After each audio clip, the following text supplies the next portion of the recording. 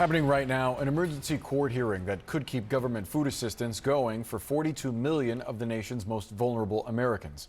SNAP benefits are due to stop tomorrow over a lack of funding from the government shutdown, now in its 31st day. Right now, a federal judge in Rhode Island is looking into a lawsuit that claims the USDA, quote, needlessly plunged SNAP into crisis, even though there are appropriated funds available that could and must be used for those benefits. The Agriculture Secretary denies that claim, saying those funds cannot be used. President Trump is now calling for Republican senators to end the government shutdown by getting rid of the filibuster, an idea known as the nuclear option. It allows legislation to pass with just 51 votes instead of the current threshold of 6. CNN's Jeff Zeleny is here with more on this. Jeff, how are Republicans responding to the president's call to end the filibuster? Well, Brianna and Boris, Republican leaders in the Senate and indeed the House are responding with a resistance to this idea to change the rules of the Senate. And one of the reasons is, of course, for the short term in the Trump administration, which the president is talking about, it may be seen as a good idea. But in the long term, when Republicans are not in control of the Senate in some future year, perhaps, it would not be a good idea. So leaders of Congress are taking a longer term view at this and again resisting the idea of changing these Senate rules. Just a couple examples here of the reaction. One coming from the Utah Senator John Curtis, who wrote this on X earlier. He said, "The filibuster forces us to find common ground and power changes hands, but principles shouldn't. I'm firmly no on eliminating it." Of course, unclear how much common ground is actually being found here. But it was Speaker Mike Johnson, who of course is in the House of Representatives, that is not pertained to the filibuster rules. He said that Democrats would take advantage of this in a future administration. If the shoe was on the other foot, I don't think our team would like it. The Democrats, look, they've said what they would do. They would pack the Supreme Court. They would make Puerto Rico and D.C. states. They would ban firearms. They would do all sorts of things that would be very harmful for the country. And the safeguard in the Senate has always been the filibuster. So again, Speaker Johnson does not have a say in the Senate filibuster, but Senate Majority Leader John Thune does. He has long been opposed to changing the rules of the Senate, and an aide in his office says he remains opposed to that. So we will see how much the president actually keeps pressing on this. But that has been the one thing that really distinguishes the Senate from the House. It requires 60 votes to get major legislation through. Again, it is intended to breed consensus. We have very few recent examples of that. After being absent from the shutdown fight for days, President Trump is back here in Washington after an overseas trip, and he's not wasting any time getting back into the ring with Democrats or members of his own party, for that matter. Late last night, the president took to social media and called on Republicans to go nuclear and scrap the filibuster to bring the shutdown to an end. Let's go live now to CNN senior reporter Annie Grayer on Capitol Hill. Annie, how is the president's extraordinary demand here being received by Senate Republicans?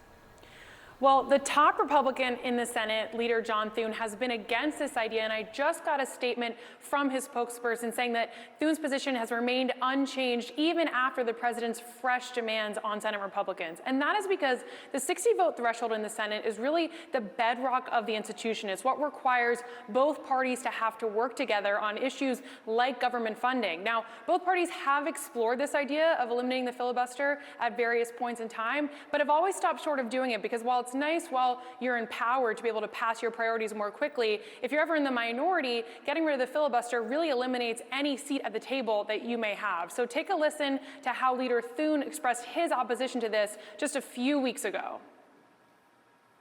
There's always pressure on the filibuster, sure. Yeah, I mean, there are folks out there who think that is the way we ought to do things around here, simple majority. But I can tell you that the filibuster through the years has been something that's been a bulwark against a lot of really bad things happening to the country.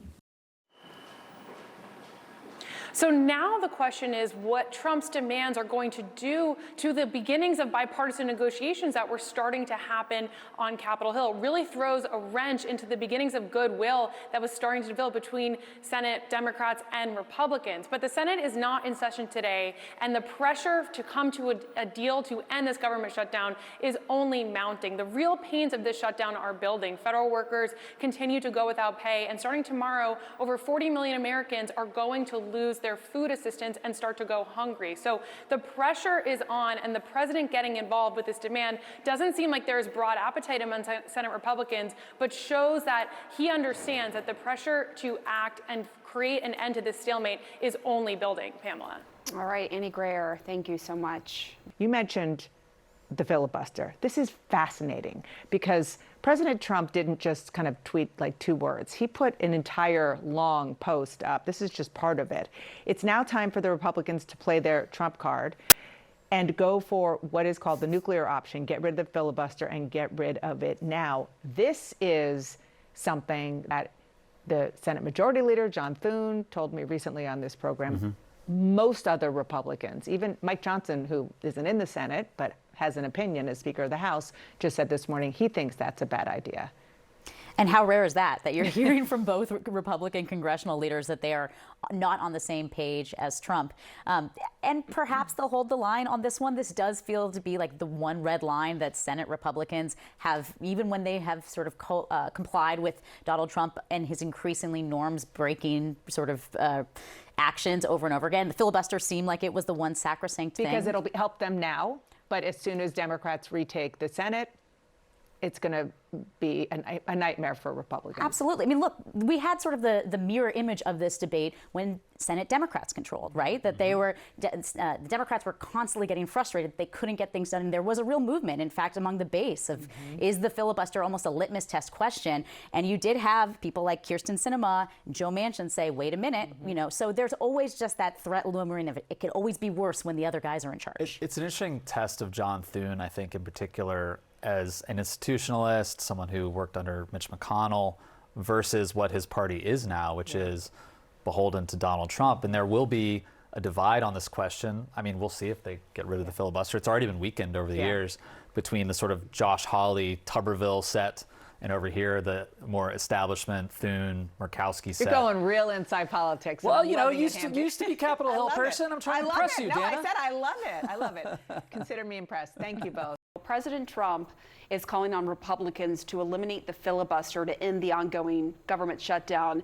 There's been a long history on both sides for changing filibuster rules. How do you see this? Be careful what you wish for. Be careful, Republicans, before you go stepping in that direction. You're not going to control the White House. You're not going to control the Senate and the House forever. And I like the idea. I like the idea that it's built in, that you've really got to get, as a practical matter, 60 votes, because by definition, it causes people to compromise and have to make deals. And to throw that away and go the way of the House of Representatives, believe me, when Democrats are in control of power, they'll be doing things without having to get the 60 votes that Republicans will regret. I think they will, I'll make it simple, rue the day they do it. I'm not sure when, but at some point in the future. And I hope they don't. Yeah, and we know framers of this country, they always wanted to protect constitutionally against the tyranny of the majority, right? And it goes back to that in our history, but it has been done before. We'll see what happens on this case. Michael Smerconish, thank you so much.